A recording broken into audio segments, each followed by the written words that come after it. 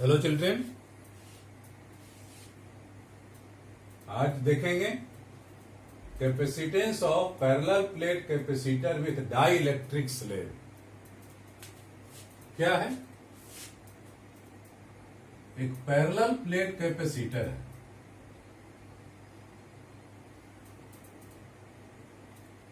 दो प्लेट है, जैसा कि आप जानते हैं। एम को हम लोग कहते हैं कलेक्टिंग प्लेट कहते हैं। इस पर हम चार्ज देते हैं। जिस पर चार्ज देते हैं उसको हम कलेक्टिंग प्लेट कहते हैं। इस पर चार्ज इंट्रोड्यूस होता है। नजदीक वाला छोर पर, नियर पॉइंट पर अपोजिट चार्ज, फार एंड पर सिमिलर चार्ज। ये चूंकि अर्थ किया हुआ है तो यहां जो भी पॉजिटिव चार्ज होगा वो अर्थ में चला गया। तो जो अर्थ किया हुआ है उसको हम लोग कहते हैं कंडेंसिंग प्लेट। इसको हम लोग कहेंगे कंडेंसिंग प्लेट। दोनों चार्ज के बीच का डिस्टेंस है d। सेपरेशन बिटवीन प्लेट्स, दोनों प्लेट का बीच का डिस्टेंस है d। इस पर चार्ज है, मान लेते हैं q। इसका एरिया है a, सरफेस चार्ज डेंसिटी है सिग्मा।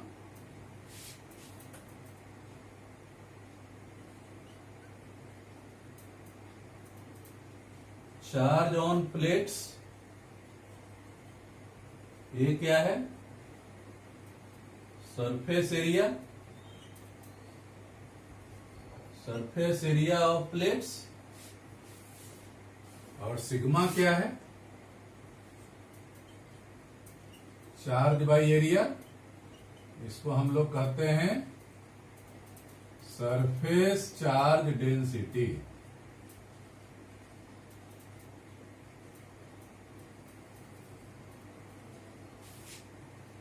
तो पहले क्या था?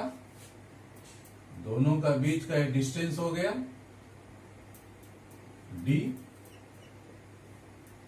पहले क्या था? एयर था। तो एयर है तो capacitance of parallel plate capacitor, parallel plate capacitor with air या वैक्यूम। सी नॉट का वैल्यू हम लोग डिराइव कर चुके हैं, epsilon naught A by D. यहां एप्सिलॉन नॉट क्या है? एब्सोल्यूट परमिटिविटी है। ए उसका सरफेस एरिया है, डी दोनों के बीच का डिस्टेंस है, दोनों प्लेट के बीच का डिस्टेंस।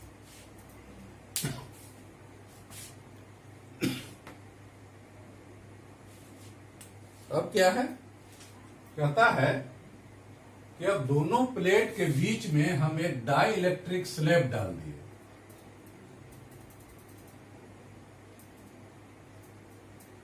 दोनों प्लेट के बीच में हम एक डाई इलेक्ट्रिक स्लैब डाल दिए, जिसका थिकनेस कितना है? t। इसका डाई इलेक्ट्रिक कांस्टेंट है। Now a dielectric material या डाई इलेक्ट्रिक स्लैब कहिए, dielectric slab is introduced between plate.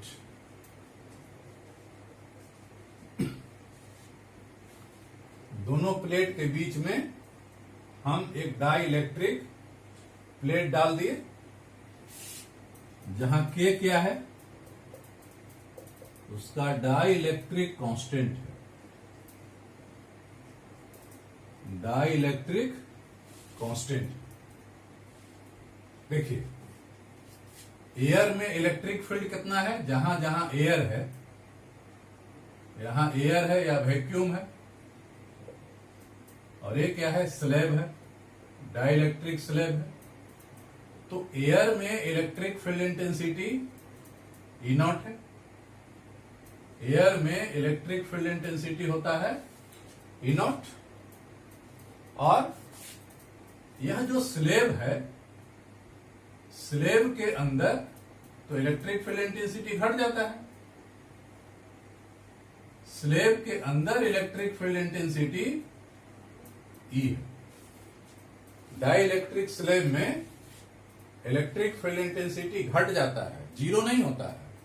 Conducting slab zero हो, में यदि कंडक्टिंग स्लैब हम डालते तो जीरो हो जाता, लेकिन इसमें क्या होता है, इसके अंदर दो तरह का होता है। एक होता है बाहर वाला हो गया, और ये पोलराइजेशन होता है। डाई इलेक्ट्रिक स्लैब का पोलराइजेशन होता है, और डाई इलेक्ट्रिक स्लैब का पोलराइजेशन के कारण इसमें इलेक्ट्रिक फील्ड इंटेंसिटी का वैल्यू घट जाता है। तो इसके का वैल्यू हो जाता है, फॉर्मूला बताए थे, E naught by E. Dielectric constant का E naught by E, electric field in air या vacuum divided by reduced value of electric field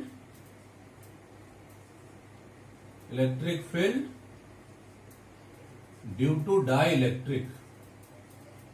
dielectric के कारण इलेक्ट्रिक फील्ड का वैल्यू घट गया, तो डाइलेक्ट्रिक के कारण इलेक्ट्रिक फील्ड का वैल्यू जो घट गया, तो घटा हुआ इलेक्ट्रिक फील्ड और ओरिजिनल एयर के कारण इलेक्ट्रिक फील्ड। तो एयर के कारण इलेक्ट्रिक फील्ड और एक घटा हुआ रिड्यूस्ड वैल्यू, दोनों के रेशियो डाई इलेक्ट्रिक कांस्टेंट के बराबर होता है।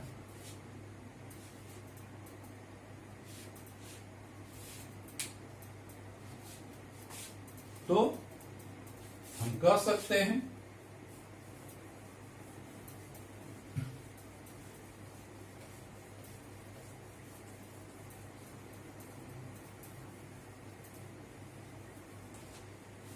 देखिए अब क्या करना है, जैसा कि आप पहले से जानते हैं, कोई बीच में स्लैब डालने से इसका पोटेंशियल का वैल्यू घट जाएगा। तो मान लेते हैं एयर में पोटेंशियल है V1, एयर में पोटेंशियल है V1, और ये जो डाई इलेक्ट्रिक स्लैब है उसमें पोटेंशियल है V2। तो पोटेंशियल का वैल्यू कितना हो जाएगा,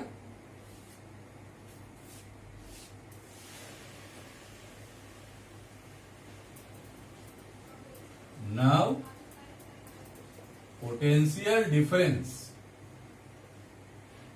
अक्रॉस द प्लेट्स। प्लेट के क्रॉस पोटेंशियल डिफरेंस कितना हो जाएगा, टोटल V, और ये V का वैल्यू हो जाएगा हवा में potential plus dielectric medium में पोटेंशियल। हवा में है V1, और ये जो डाई इलेक्ट्रिक मीडियम डाल दिए हैं, डाई इलेक्ट्रिक मटेरियल डाल दिए हैं, स्लैब डाल दिए हैं, स्लैब के कारण इलेक्ट्रिक फील्ड इंटेंसिटी का वैल्यू घट जाएगा, और इलेक्ट्रिक फील्ड इंटेंसिटी घट जाएगा तो उसके अंदर पोटेंशियल डिफरेंस भी घट जाएगा। तो जैसा कि आप जानते हैं पोटेंशियल का वैल्यू हो गया इलेक्ट्रिक फील्ड इंटेंसिटी, हवा में डिस्टेंस कितना हो जाएगा, D-T प्लस ए डाई इलेक्ट्रिक मीडियम में electric field intensity E into उसका थिकनेस हो गया T। तो ई नॉट डी माइनस टी हवा का बचा रेस्ट भाग, आई हो गया रिड्यूस्ड वैल्यू में इलेक्ट्रिक फील्ड इनटू इसका थिकनेस। इसको हम लोग लिख सकते हैं E not D minus T. ई का वैल्यू यहां से लिख दीजिए, ई इक्वल टू क्या हो जाएगा, ई का वैल्यू हो जाएगा ई नॉट बाई के। इसको हम लोग लिख सकते हैं E naught by K into T. यहां से k equal to E naught by E, तो ई का वैल्यू हो गया ई नॉट बाई के। अब क्या करेंगे, ई नॉट कॉमन ले लीजिए,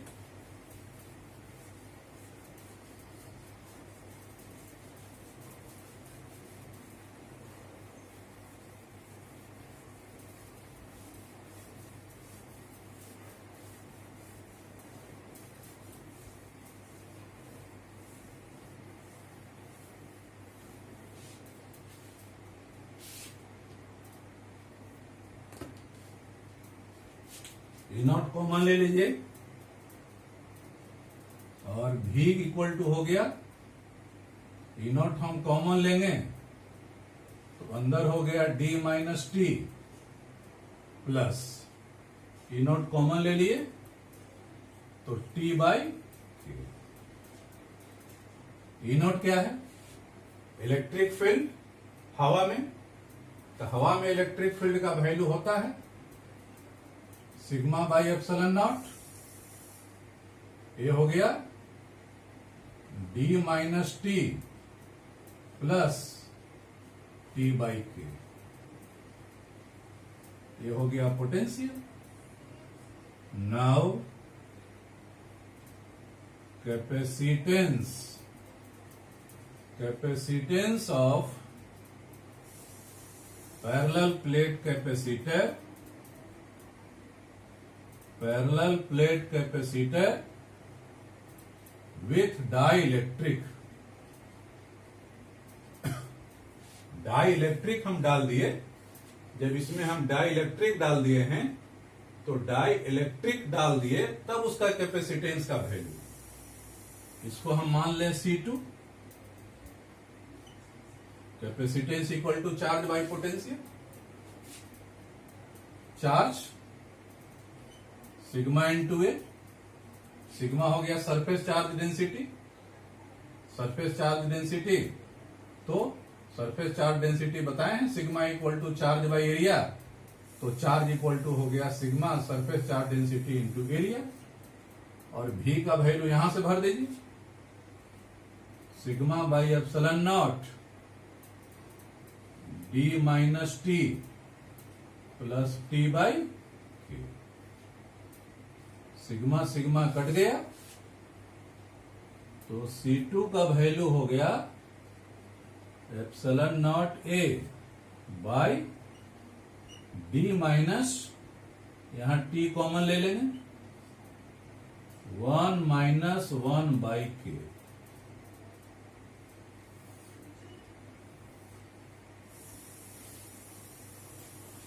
यही हो गया कैपेसिटेंस का वैल्यू, हो गया capacitance of parallel plate capacitor with dielectric slab. Dielectric slab डाले तो उसका कैपेसिटेंस का वैल्यू हो गया epsilon naught A D minus T into 1 minus 1 by. अब जरा इसको हम कंपेयर करें कि जो हवा वाला था, हवा के कंपेयर में इसका वैल्यू बढ़ा कि घटा। हवा के कारण जो भी था वो वैल्यू बढ़ा कि घटा इसका। तो अभी तो हवा वाला हम लोग लिख दिए थे, वैक्यूम वाला लिखे थे कि जब दोनों प्लेट के बीच में वैक्यूम है, एयर है, तो कैपेसिटेंस का वैल्यू बताए थे epsilon naught A by D होता है।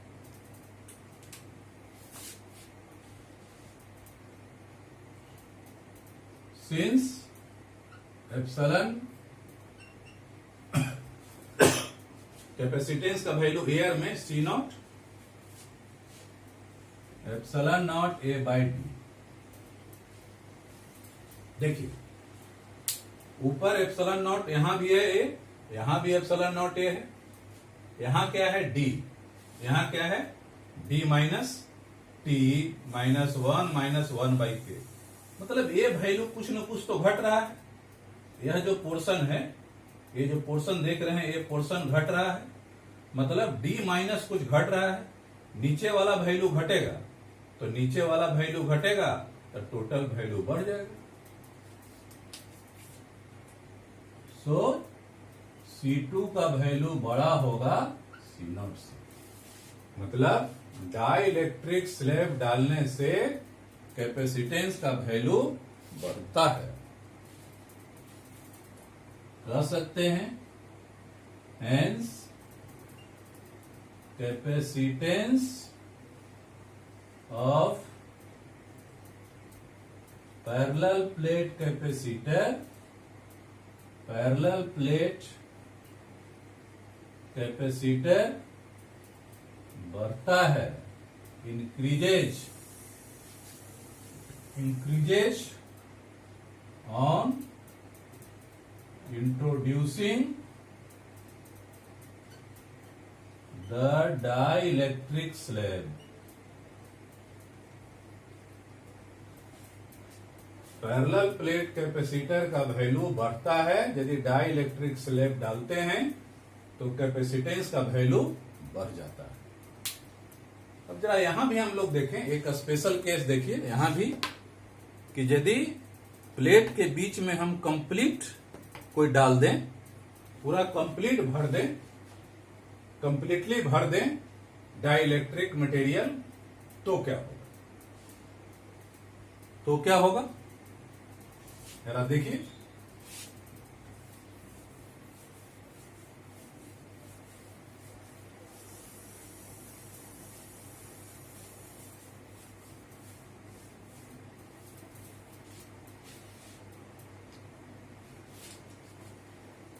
स्पेशल केस देखिए,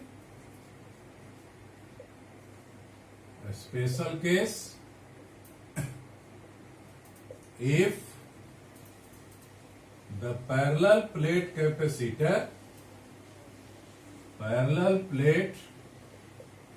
capacitor is completely filled by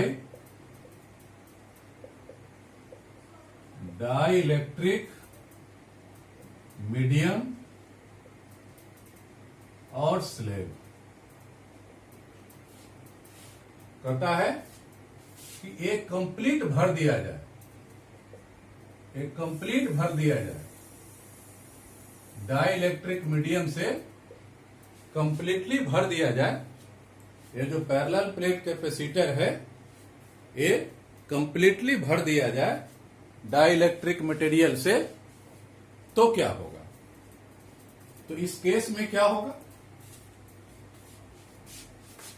If the parallel plate capacitor is completely filled by dielectric medium or slab, that is T equal to क्या हो जाएगा? D। मतलब complete भर दिए तो ये वैल्यू पूरा हो गया, यहां से यहां तक T हो गया, तो ये T और D दोनों वैल्यू बराबर हो गया। तो यहां वैल्यू क्या हो गया? Epsilon naught A D minus T का value,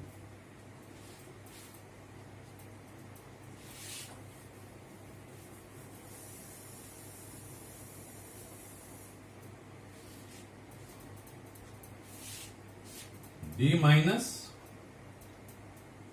D 1 minus 1 by K. इसको सॉल्व करेंगे, epsilon naught A D minus D plus D by K, D D cut गए,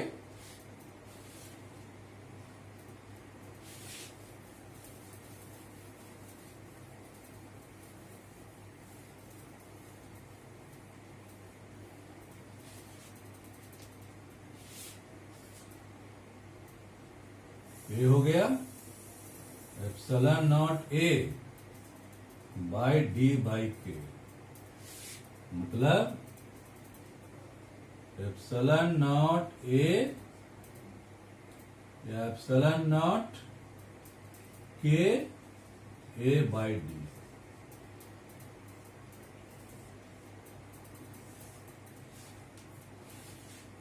पहले भी फर्स्ट केस में भी बताए थे कि यदि कोई पैरेलल प्लेट कैपेसिटर है, उसको कंप्लीटली कोई डाइलेक्ट्रिक मीडियम से मटेरियल से भर देते हैं, तो उसका कैपेसिटेंस का वैल्यू होता है एप्सिलॉन नॉट के ए बाई डी। जहां एप्सिलॉन नॉट क्या है, डाइलेक्ट्रिक, ए है एयर या वैक्यूम का एब्सोल्यूट परमिटिविटी, के है डाइलेक्ट्रिक मीडियम का डाइलेक्ट्रिक कांस्टेंट है, ए हो गया प्लेट का सरफेस एरिया, और डी है दोनों प्लेट का बीच का डिस्टेंस हो गया। तो इस तरह आप देखें कि पैरेलल प्लेट कैपेसिटर में यदि हम कोई डाइलेक्ट्रिक मटेरियल डालते हैं, डाइलेक्ट्रिक स्लैब डालते हैं, तो उसका कैपेसिटेंस का वैल्यू क्या होता है, और साथ साथ ये भी देखें कि कैपेसिटेंस का वैल्यू क्या होता है, कैपेसिटेंस का वैल्यू बढ़ गया, और साथ साथ ये भी देखें कि कंप्लीटली यदि इसको भर देते हैं तो इसका कैपेसिटेंस का वैल्यू क्या होता है। अब ये तो हो गया। अब थोड़ा सा हम लोग इस पर अब कुछ न्यूमेरिकल बनाएंगे, इस पर न्यूमेरिकल बनाएंगे, देखते हैं नेक्स्ट क्लास में न्यूमेरिकल देखेंगे नेक्स्ट क्लास। ठीक है, थैंक यू।